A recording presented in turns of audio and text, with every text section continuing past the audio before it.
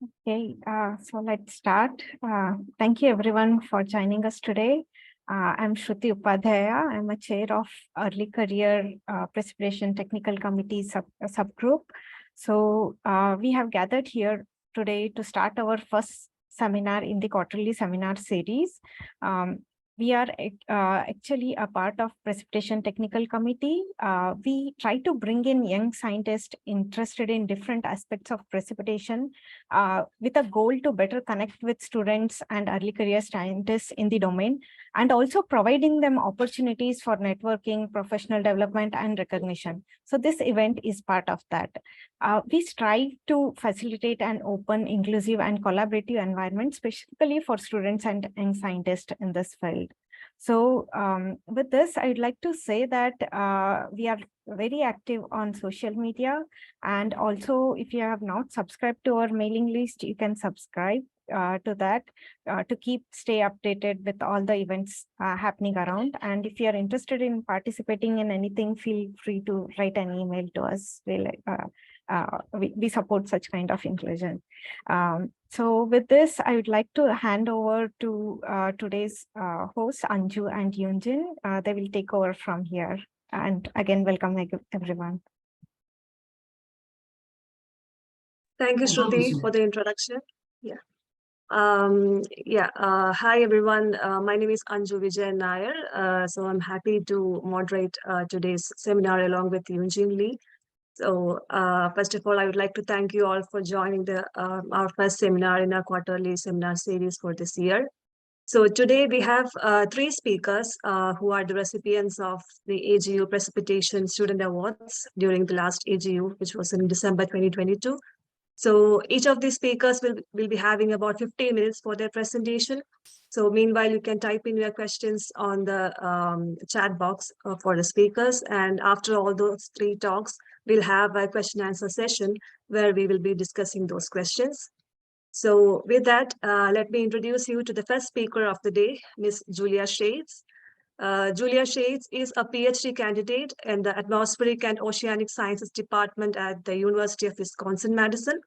The primary focus of her research is understanding variability and phase transitions within the satellite radar blind zone that have important implications for the detection and quantification of snow and rain. She leverages observations from ground-based multi-instrument suites to examine micro and macro physical characteristics of clouds and precipitation. So I, on behalf of the ECSPrecip, welcome Ms. Shates to share her research with us. So Julia, please share your screen and the floor is yours. Okay, thank you. I'm going ahead and share my screen, share screen. Okay, and I'm assuming everyone can see this. So today I will be talking to you all about rainfall observations of rain snow levels at Marquette, Michigan. And this is work that I've been doing with Claire Pedersen, Tristan Lequier, and Mark Cooley. So the type of rainfall that we're interested in this study is stratiform or cold rainfall.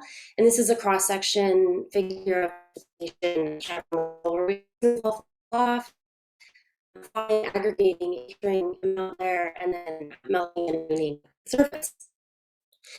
At height, where snowfall melts to rainfall, has been shown to increase with climate change. So that melt level height is increasing. And so this figure here is showing that there's a trend in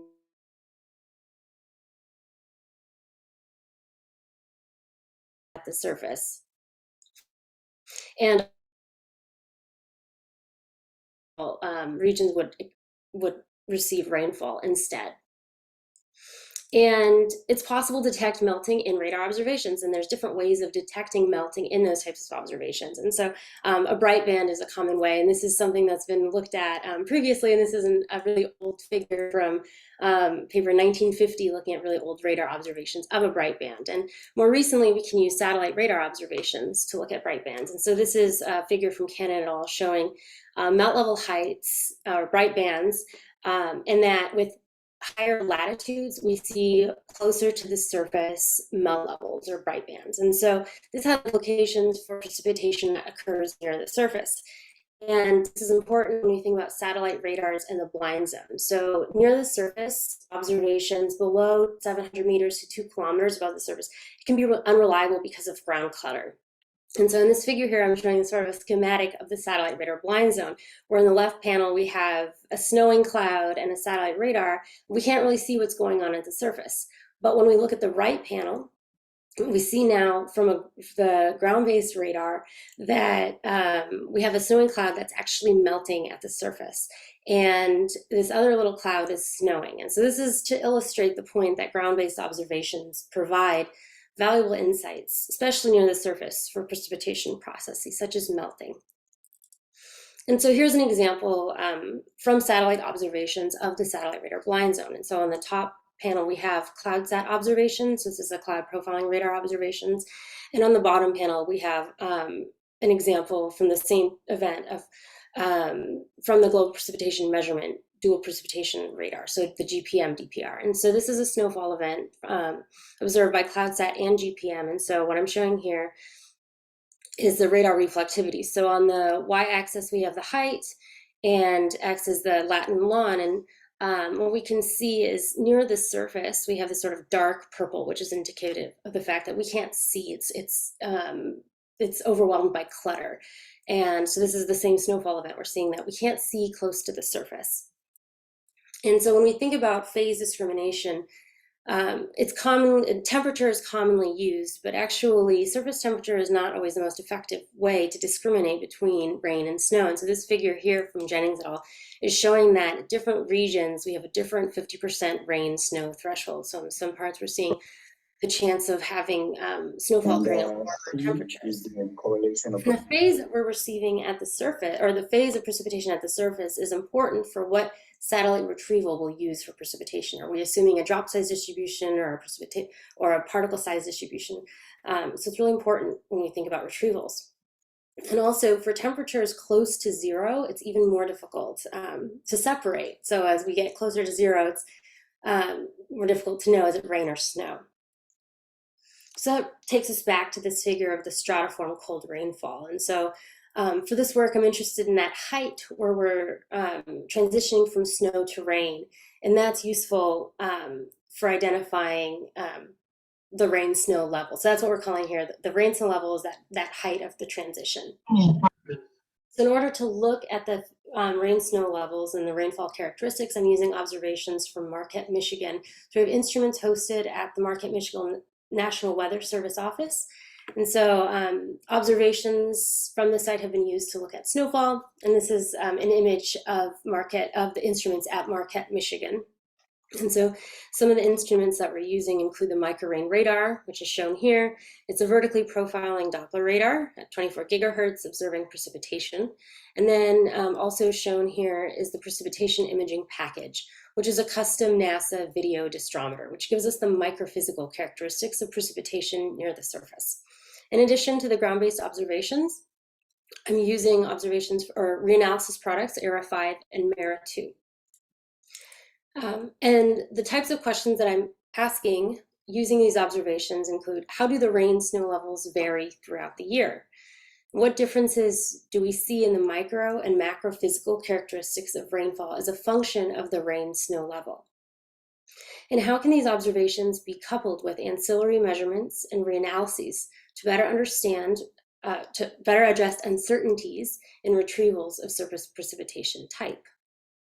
So what I'm showing here is raw video from the precipitation imaging package from the PIP. And on the left, we have rainfall, and on the right, we have snowfall. And this gives us an idea of the characteristics we're able to observe using the PIP. In processing these videos, we get variables such as the drop size distributions, which gives us how many particles there are, the fall speeds as well, and so how quickly they're falling, and the effective density, which allows us to discriminate phase, and also the rain rate and the snow liquid water equivalent. So we can see some really different characteristics in the snowfall and the rainfall, just in these two video examples. In addition, I mentioned that we're using observations from the microrain radar, the MRR. And what I'm showing here is an example of a rain to snow transition event. So on the top plot, I'm showing radar reflectivity, and on the bottom plot, I'm showing the Doppler velocity.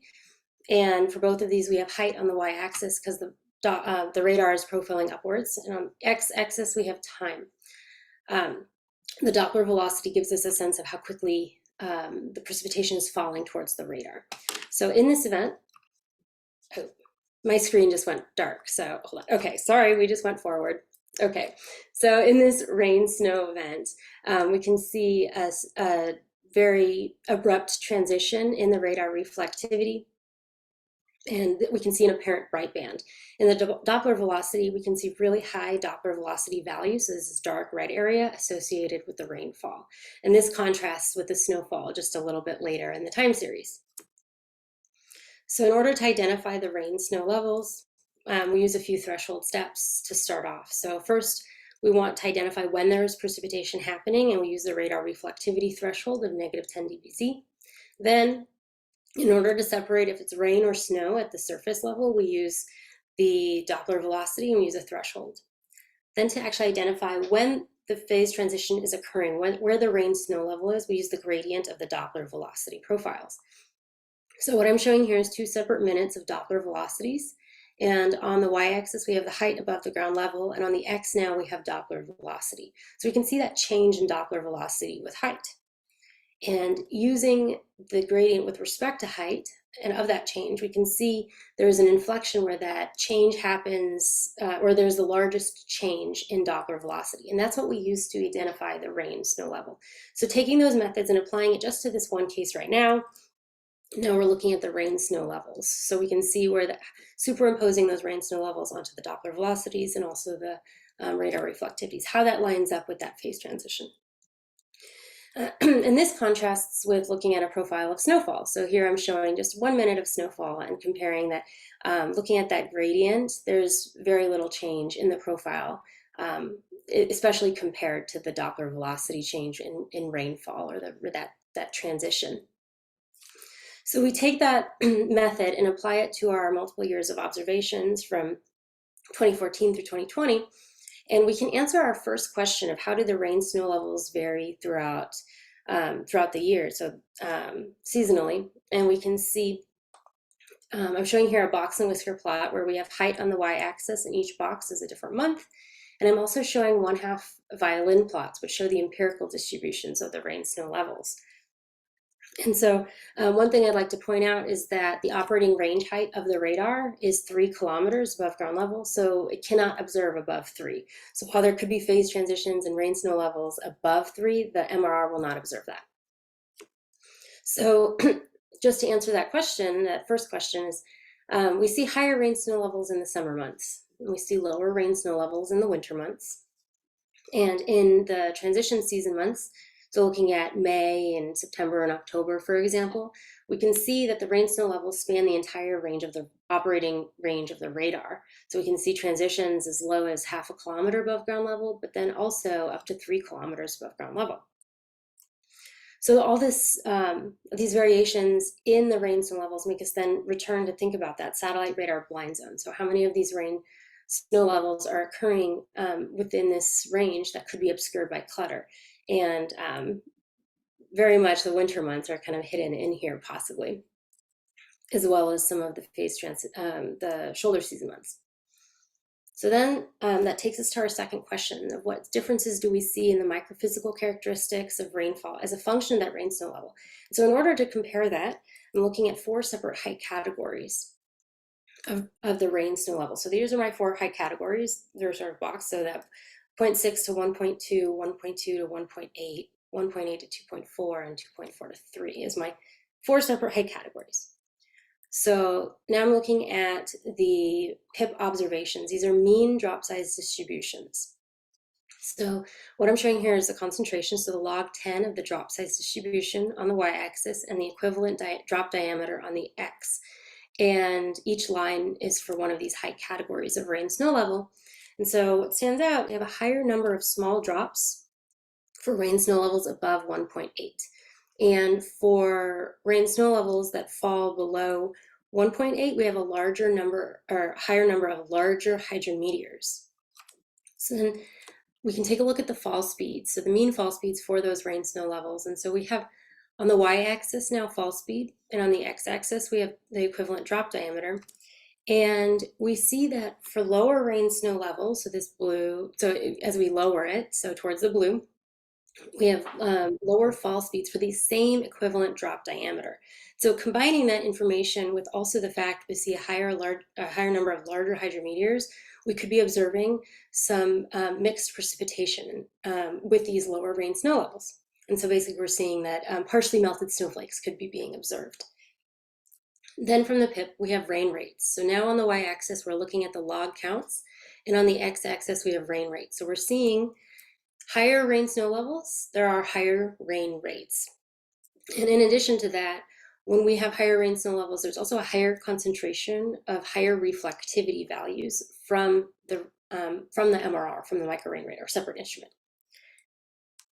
So finally, how can these observations be coupled with measurements and reanalysis to better address uncertainties in retrievals of satellite observations of surface precipitation? So what I've done here is I'm comparing the MRR rain snow levels to melt levels from the reanalysis. In order to do that, I'm taking profiles from ERA 5 and MERA 2, and from temperature and relative humidity, calculated profiles of wet bulb temperature. And using those profiles of wet bulb temperature, I've identified the height where we have a 0 degree wet bulb temperature. So that's our isotherm, or 0 degree wet bulb isotherm.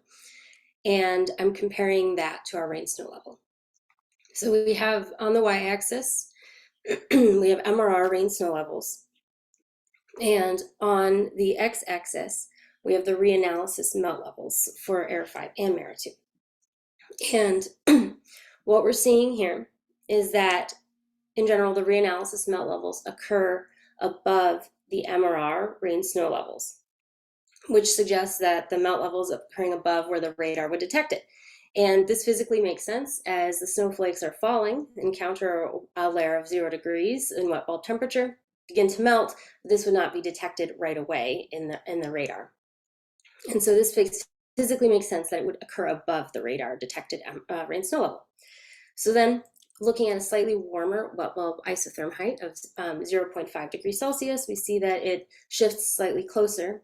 And then as we get to 1 degree Celsius wet bulb temperature, we see that there's a good visual agreement. It corresponds well with the MRR rain snow level at 1 degree wet bulb temperature.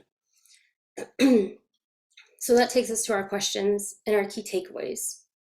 So when we asked, how do the rain snow levels vary throughout the year, we saw from those distributions that we saw differences in summer and winter months. So they were higher in the summer months and lower in the winter months, whereas in the transition season months in fall and spring, we saw that the rain snow levels could be occurring as close as 0.5 kilometers above ground level all the way to 3 kilometers above ground level. So we see that full spread in the operating range of the radar. Then we saw differences in the macro and microphysical characteristics of rainfall as a function of that rain snow level. So seeing the drop size distribution, the fall speeds, and the rain rates. And this also has implications for retrievals. And I wasn't able to show here, but also when we look at relationships between reflectivity and rain rates, so looking at a Z/R relation, there's implications. And then when we couple these observations with ancillary measurements and reanalysis, we show that there's good agreement in the ERA 5 and MERA 2 melt levels. So they correlate well, and there's really good agreement at wet bulb temperature of 1 degree Celsius. And work shown here has implications for future satellite radars and missions, especially when we consider the need to reduce the satellite radar blind zone, and also future space-based Doppler radar, as we can expect Doppler radars in space, considering how can we detect phase transitions. So I just like to point out here that, point out here that the QR code shown should take you directly to the recent published paper. So with that, I'm happy to take questions. Yeah, thank you, Julia. As we are a little bit tight with the schedule, we'll move on to the next speaker for the time being. We have questions typed in the chat box, so we'll take those questions at the end of the session, all the 3 talks during the Q&A session. So thank you again, Julia, for the presentation. So let's move on to our next speaker, Mr. Mochi Liao. So Mr. Mochi Liao is a PhD candidate at the Duke University and is also a currently visiting scholar at the University of Illinois-Urbana Champaign. His primary research interests are in physical hydrology and hydrometeorology, with a focus on understanding and characterizing the spatiotemporal error structure of radar-based quantitative precipitation estimation in the mountains, particularly flood-producing precipitation events. His graduate studies were supported by NASA Earth and Space Science Fellowship and National Park Services. So let's hear more about his research from the speaker himself. So I welcome Mochi to share his research. Please go ahead and share your screen, Mochi. Thank you, Andrew, for the introduction. Let me share my screen. Okay.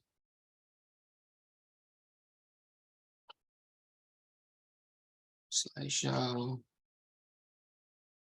Hello, everyone. So my name is Mochi Liao. My PhD advisor is Dr. Anna Barrows, and thank you for attending this seminar. And let's get started. So my talk is going to be focused on developing optimum rainfall and with the goal of closing water budget at event scale in headwater basins. So we know that quantitative precipitation estimation is important in hydrology and water resources research and applications, and including flood prediction. This is especially a critical issue in the mountainous regions because the precipitation in the complex terrain is highly heterogeneous, and the data show that over 50,000 people were killed globally in nearly 5,000 shallow landslides across the globe. So therefore, it is of great importance to accurately estimate precipitation and close the water budget, which is a fundamental physics. The P minus E minus R equal to 0 in the long term. So here, what is the scientific challenges to develop a better QPE data that gives us accurate stream flow prediction? So first, because it's hard to access to the mountains, rain gauges are not enough in the mountains, and the scale issue regarding rain gauges is representativeless. That we know that precipitation is highly heterogeneous, and rain gauge is a point scale measurement. And what other ways to detect rainfall? We have ground-based radar, we have surface informed radar, and the uncertainties regarding those instruments is the uncertainty comes from a wide range of sources, such as the ZR relationship and operational limitations, including overshooting and revisit time. And in general, the resolution, spatial resolution is the issue for mountainous terrain. So as we can see in the bottom two graphs, we see the radar blind zone that in our region and Barrows in 2021, they show in the inner region of the Southern Appalachian Mountains, we see this radar blind zone. Basically, the radar cannot see the rainfall in the area very well. So that becomes a particular problem. So the question is, can we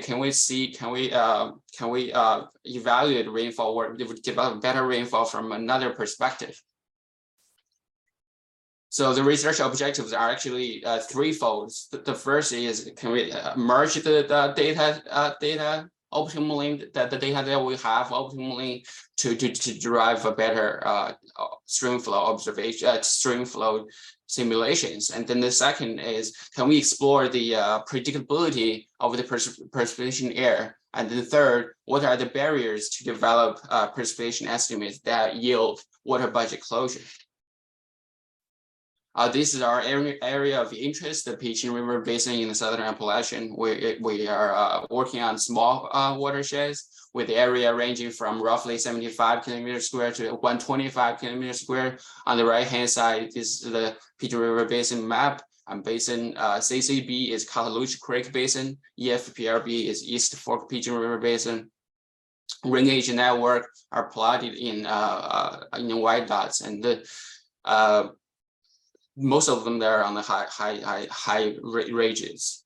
And rainfall data set we're using in stage 4 at 4 kilometer resolution, hourly resolution, and the with this setup, the first goal is to merge the data that we have to develop with some preliminary data that we can work with.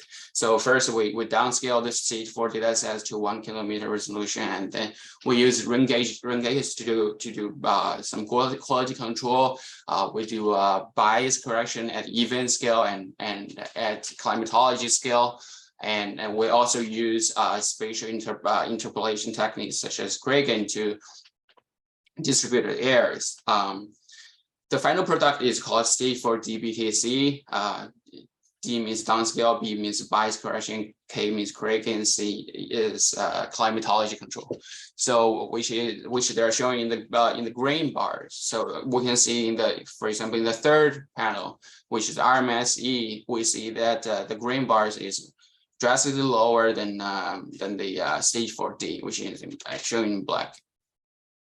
But then when we apply this GPKC data using hydrology model, the GCHM, the decoupled hydrology model, we see that there's still large errors. The simulated hydrography is in green, and then the observation is in gray. So we can see that the large difference between these two curves, and this means we still have some errors in the QPE data sets. And the question is, can we develop physically meaningful, meaning the water budget closure is met, QPE that by utilizing information from stream flow, because we know that stream flow and precipitation, they're connected. They're in a nonlinear way, but they are connected. So the idea is stream flow is an integration of all the physical processes that of precipitation that happen in the basin. And the upper left drawing is a simple illustration to show how rainfall and stream flow are connected. At any given time point X, water in the channel comes from precipitation happening earlier. For example, water at X1 comes from precipitation in blue, and water at X2 comes from precipitation in black. So this tells us that if we have errors in the stream flow simulation at time point X, we can find corresponding period of rainfall and apply corrections to the rainfall. Specifically on the upper right-hand side, water difference at time point X between the stream flow observation and simulation, WD. The water difference can be distributed over the course of T hours prior to the time point X. This process is called inverse rainfall correction, or IRC, where we can achieve this by artificially launching particles that flow with the fluids, and when we backtrack the water difference, we know when and where the precipitation comes from, so we can apply the corrections to the QPE. Here we are showing some results for 2014 May 15th event, which is a major storm event. And on the upper left, this is a very original simulation using the original data set, CU for DBKC data sets. And then the multiple panel graph consists of intermediate results from IRC. This IRC process is iteratively done for the entire rainfall event. And we have first iteration and second iteration. By the end of third iteration, we see the IRC recuperation equilibrium with an NSE of 0.85, and which is increased from minus 0.73, which is considered significant. And most importantly, the stream flow, the water budget error, the water budget error now is controlled within 5%. So this is a big improvement for operational use, etc. So this is also, we did this for 15 most severe floods from 2008 to 2017. And then the average in NSE is improved from minus 0.5 to 0.6. Obviously, we don't want to do IRC for every rainfall event because they are very expensive. Like range and backtracking algorithm, they are very expensive. They take a lot of time to run. So we would like to have I built a data-driven model that we can use some inputs and to basically generate QPE errors for every rainfall event if we have these inputs. So what we do is we get the IRC errors from IRC, and then we decompose the IRC errors into eigenvalues and eigenvectors. And we found that the first few principal components are arranged with a very interesting pattern. We see that warm rainfall events on the left hand side and cold rainfall events on the cold season rainfall event on the right hand side. Because the errors are spatially heterogeneous, so we made an assumption that the spatial eigenvectors remain the same when we try to reconstruct the errors. So basically now predicting QPE errors is equivalent to predicting in the eigenvalues or the lambdas. So this is very interesting, and we're showing some intermediate results here that we use five common rainfall statistics as inputs to predict eigenvalues. And they are based on average rainfall, event rainfall mean, event rainfall standard deviation, and event peak rainfall and event duration.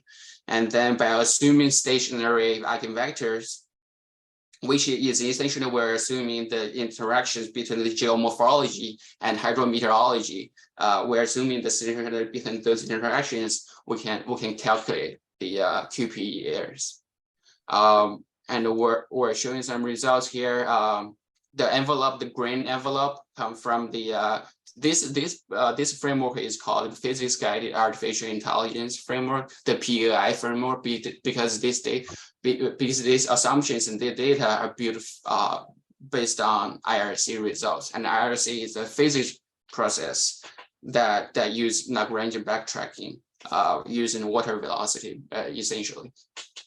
And so we see this green envelope indicating the uncertainty range. This uncertainty range comes from the randomized initial weights in the PAI framework when we use the MLP, multi-layer perceptron, to predict the lambdas. So this is just the initial uncertainties in the initial weights. Then the PAI model, we talk about the first two objectives so far, and then the third objective is what are the barriers to develop precipitation estimation that gives us the best water budget closure, and we look at the model uncertainties from what we've talked about so far, that we know the results are going to be depend on the model you're using.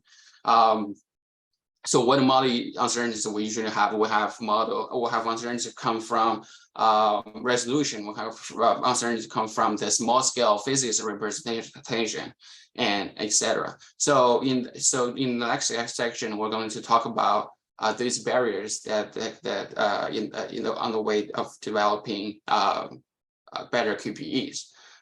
We see in this region that we see a lot of ponds and stream oxbow lakes then near the streams, and these water bodies are not represented in the current model setting, but we believe that these water bodies can play a role in the hydrological response. So we set up a few experiments to explore the effects of these ponds. So at different conditions on different spatial resolution, model resolution. For example, here we have QPE as input, and the DCHM is the hydrological model we're using. L means low elevation at 250 meter. H means high resolution at 85 meter, and then we'll come up with a simple riverbank storage parameterization, and we do our inverse rainfall correction, and we compare the QPE outcomes using hydrological evaluations. And just to show what this simple riverbank storage parameterization is, we have three or two governing equations, depends on how you count. We have the initial condition equation. This is to describe how much the pound is filled at the start of the simulation, and then we'll have updating the pounds. Depends on how much water it goes into the pound and how much water is releasing from the pound. And then we also have some details regarding the pound functions. If you ask, I will explain later. And so with this riverbank storage parameterization to account for the small scale model uncertainties, we will have this kinetic results here showing that when we have a quick way to read this is dash line means the riverbank storage is active, and then thick lines means the IRC is active. So the original simulations, they are all in the center area, indicating we're plotting the normalized KGE ranging from 0.4 to 1.0. The original simulations are all in the center area, and then when we apply the pound riverbank storage parameterization, they go outside, meaning the lack of the physics need to be represented in order to get better QPEs that give us a better KGE in this case. Thank you. That's all the results I share. I'm welcome. Everyone's welcome to ask questions. Thank you. Thank you, Mochi, for the presentation. Please type in your questions in the chat box. We'll be discussing it soon after the last talk. So let's move on to our final speaker of the day, SeungUk Kim, who is a PhD student in the Department of Atmospheric Sciences at the University of Illinois-Urbana Champaign. His research interests include the development of extreme floods and droughts in the US Midwest and the role of land-atmosphere interaction during such events. He recently completed an analysis of extreme floods, investigating sources of moisture and physical mechanisms, and is currently executing a similar analysis of extreme droughts. I welcome SeungUk, and the floor is yours. Please share your screen. Okay, thanks for the introduction, and let me share my screen here. Wait a sec.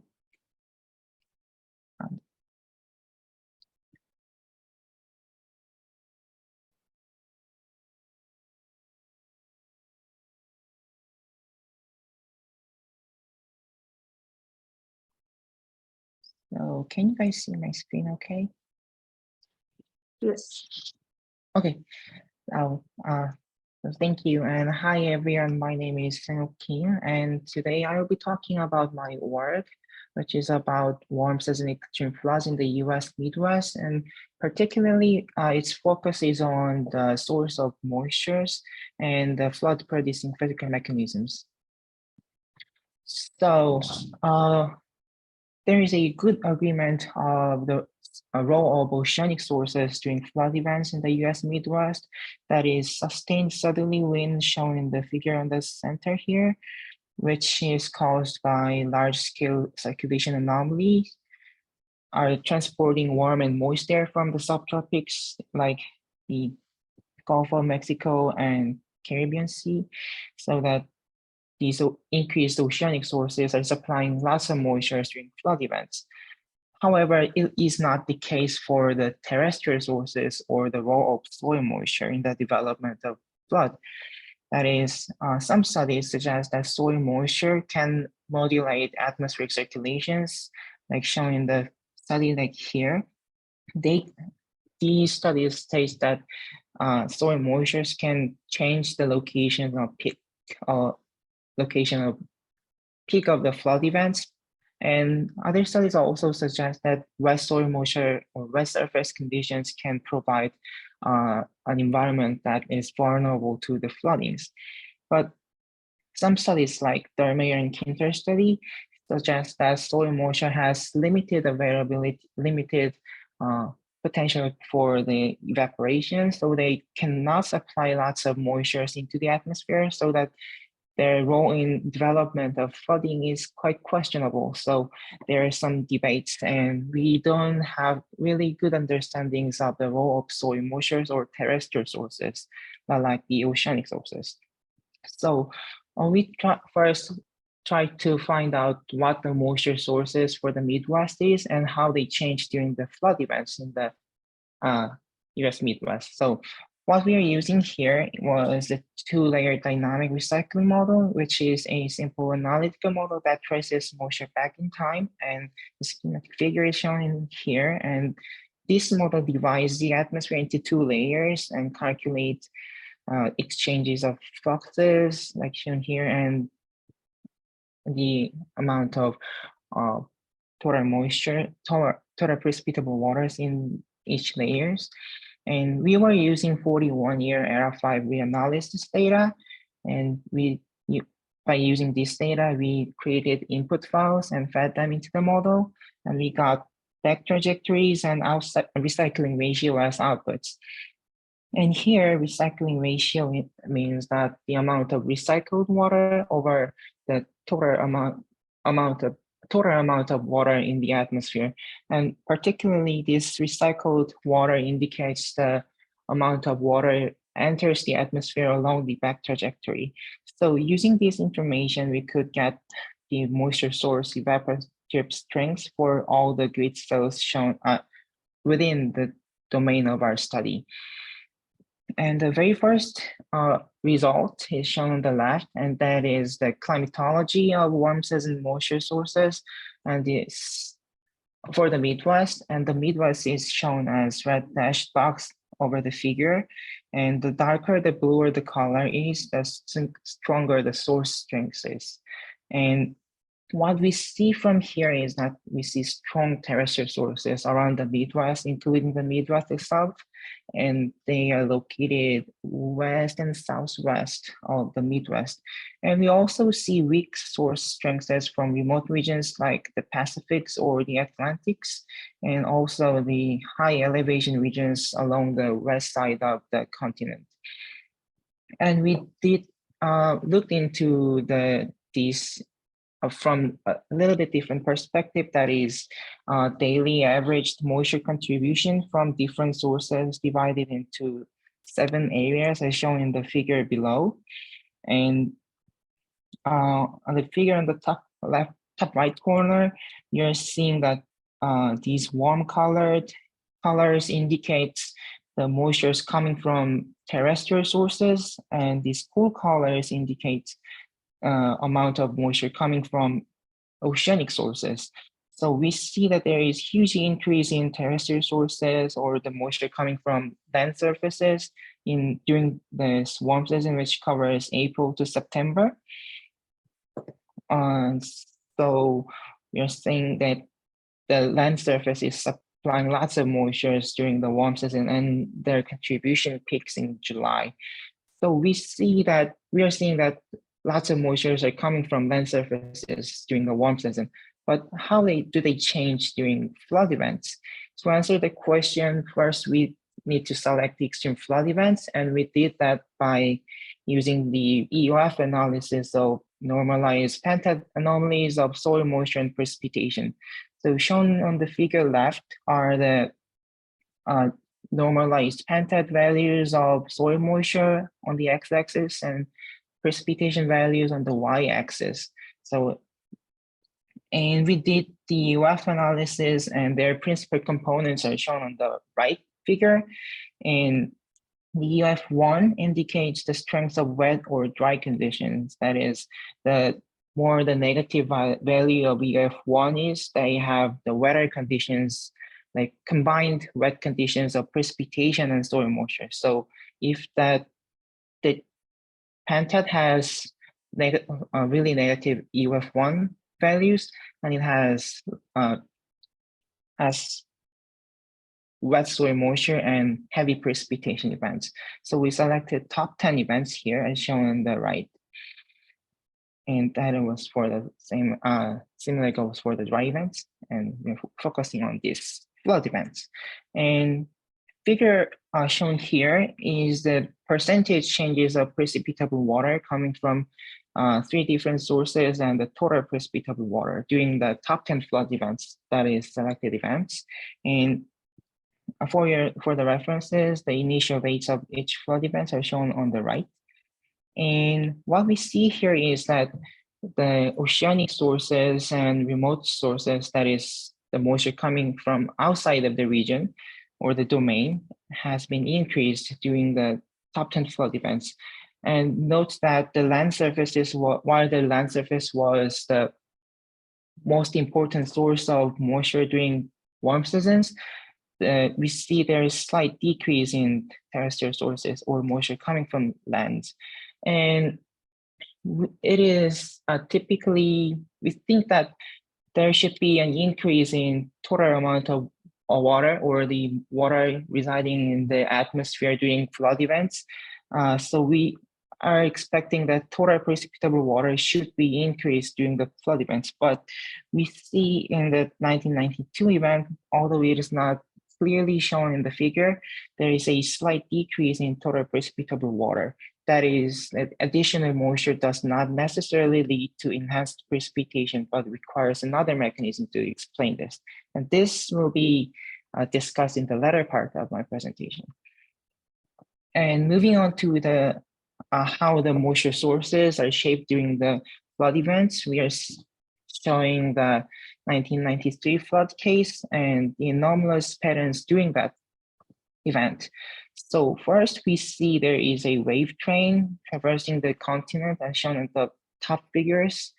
And we also see there is anomalous low-level winds accompanied by this wave train that crosses the Midwest region, that is dashed box over here, from the south to the north. So we see there's increased anomalous low-level winds around the Midwest, and the location of increased moisture sources, that is marked as dark blue colors over here, are they matches with the location of low-level winds.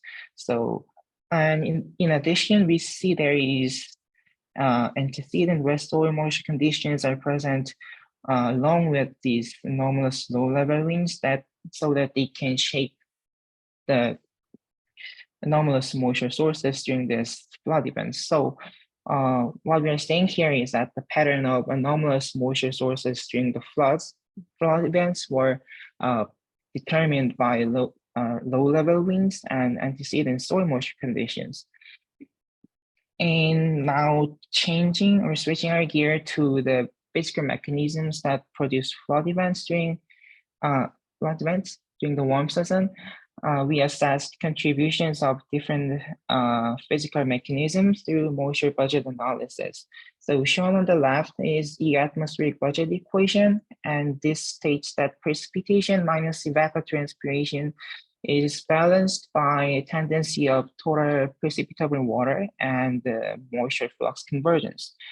And here we are decomposing this moisture flux convergence into the part that is due to diverging flow and the part due to humidity advection or the moisture advection, so that we can assess whether diverging flow or the humidity advection is leading the increased moisture flux convergence. Further, we also want to look at whether it was the circulation anomaly or the humidity anomaly that drives the anomalous increase in the flux convergence. So we did we also decompose this diverging flow or the advection into the circulation anomalies and humidity anomalies, so that we can assess which one is more important in this development of flood in the Midwest. And shown here are the two curves, and the blue curve indicates the value of P-C that is obtained from ERA5, and these values are averaged within the Midwest for the 15 days along the flood pattern. And the black curves indicates the total sum of the calculated terms on the right-hand side of this moisture budget equation. And we see that, by the way, these are the averaged values for the top 10 flood cases as shown before, and for every 3-hour time step. And we see that these two curves roughly matches with each other. And this indicates that area 5 has kind of nearly close moisture budget in the US Midwest.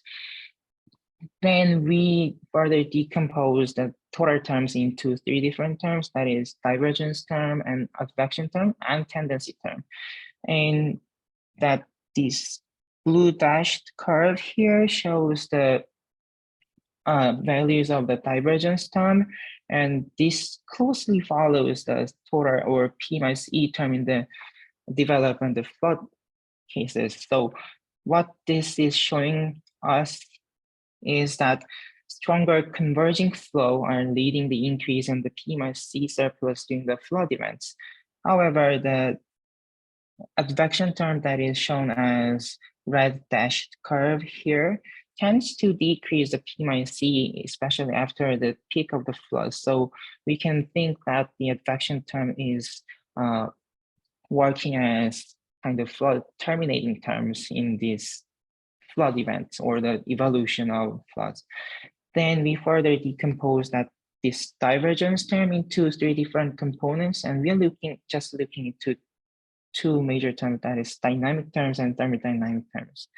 And the dynamic component that is representing the role of anomalous circulation is clearly leading the stronger convergence of that is shown as dashed blue curve, and this dynamic component is shown as sky blue dashed curves here.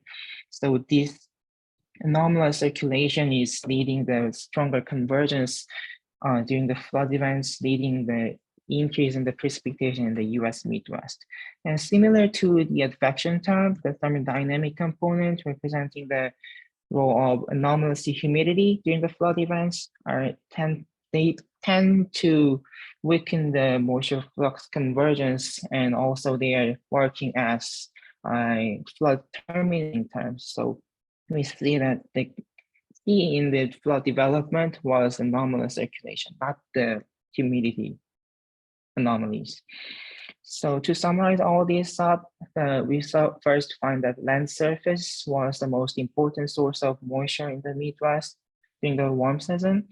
And we find that during floods, it was not the changes in land surfaces, but it was increased oceanic sources or the moisture coming outside of the domain during that was increased during the flood events. And we see that there's terrestrial sources are confined to the narrow passages due to the circulation anomalies.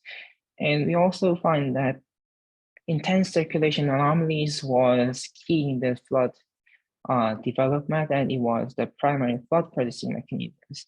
And with that, these contents are under review at revision at JGR Atmos, and you can find this. I hope you can find these papers soon in this paper. And thank you, and I'll take any questions if you have. Thank you for listening. Thank you, SeungUk, for sharing your research. So we have a few minutes to take some questions for the speakers. I would like to invite Eugene to lead the Q&A session. Yeah, thank you all the speakers. Let's thank once more to all of our speakers. And there were some questions to Julia. I think she answered all of them.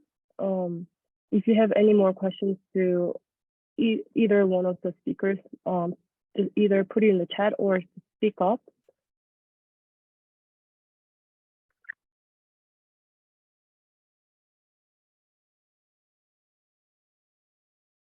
Julia, I'm also interested in the differences between land and ocean, just like Jackson said.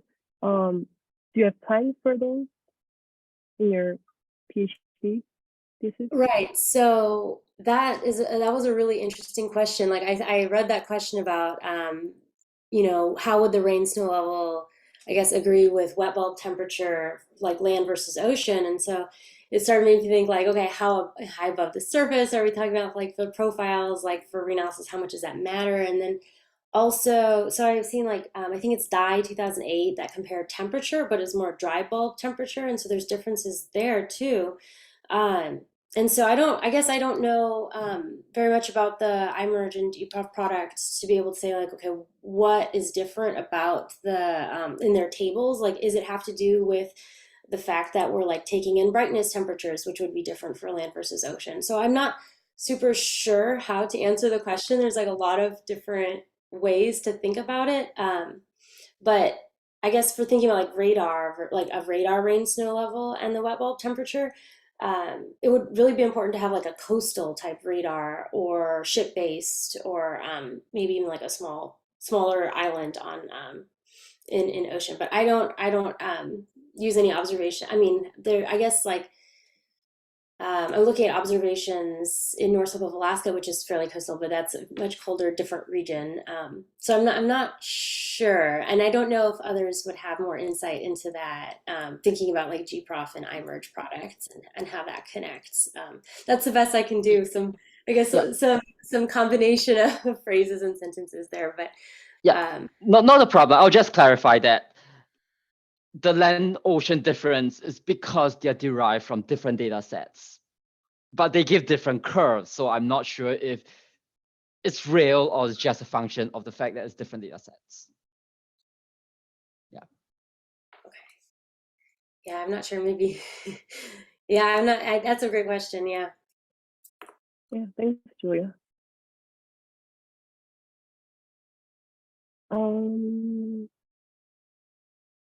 And I had a question for Mochi, and he answered it in the chat. But Mochi, did you wanna speak up for the answers?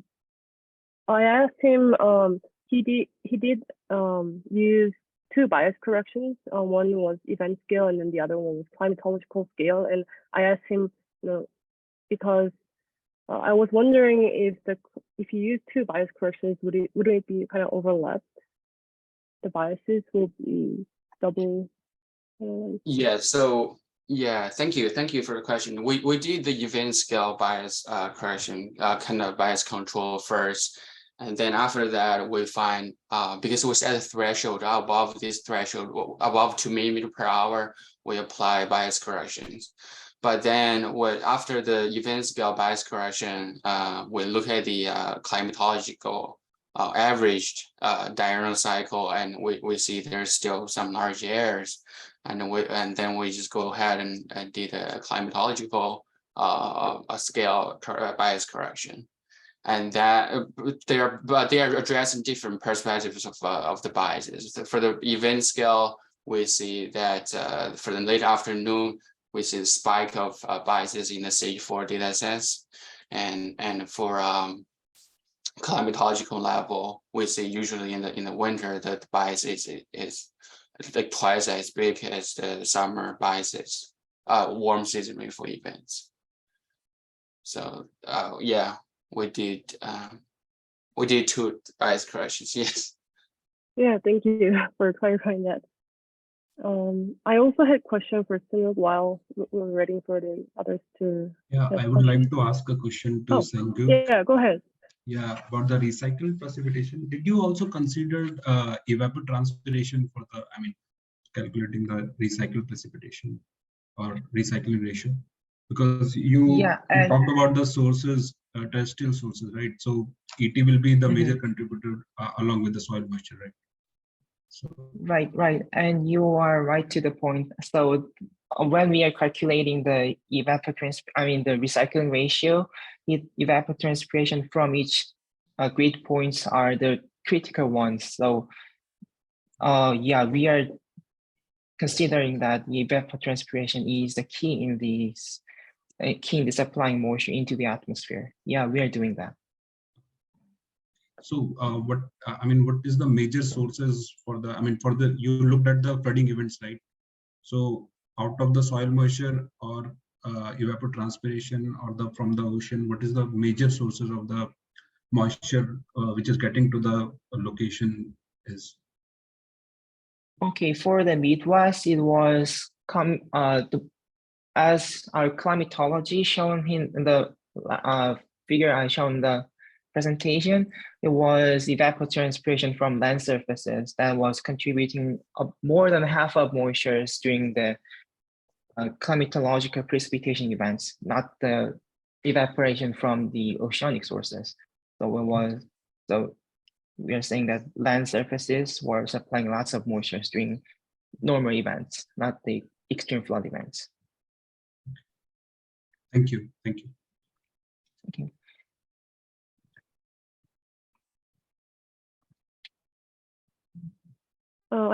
I had one question for SeungUk as well. Will the cold, if you go into cold season, will this kind of pattern will be different?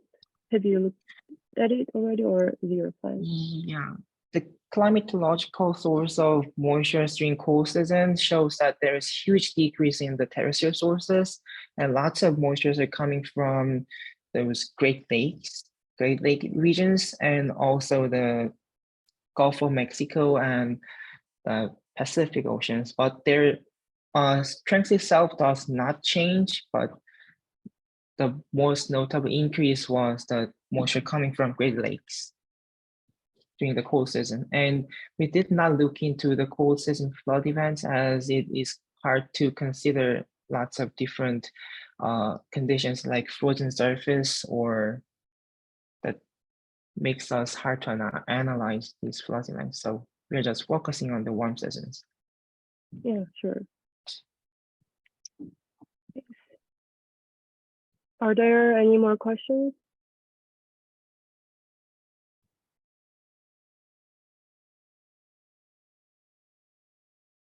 If not, we are already running over time, so we'll just wrap it up here. Let's thank one more for our speakers. Thank you, SeungUk, Julia, and Mochi. And this was just one of our first seminar series of the year, and we'll have more in the coming months. We'll have one more by awarded in June, so please stay tuned for that one as well. And thank you, everyone, and have a great rest of your day. Thanks. Thank you.